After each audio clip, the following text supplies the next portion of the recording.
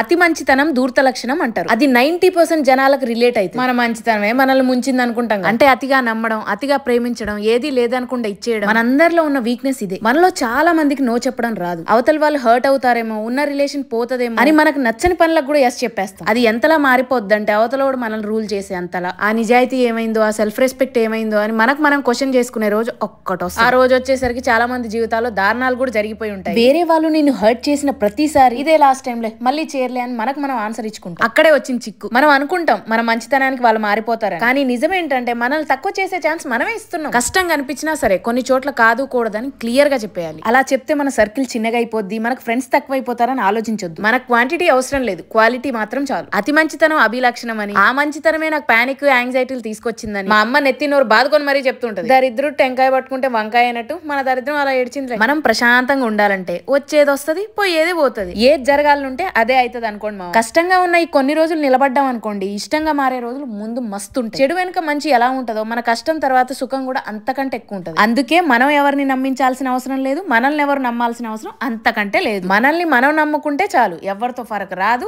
ఉండదు. త్యాగం చేసే అంత గొప్పదాన్ని కాదు, ఆగం చేసే అంత వర్స్ట్ దాన్ని అంతకంటే కాదు. మీరు బాగుండాలి, నేను మీకు తోడుగా ఉండాలి. అదే నా ఈ చిన్ని ప్రయత్నం. చలో.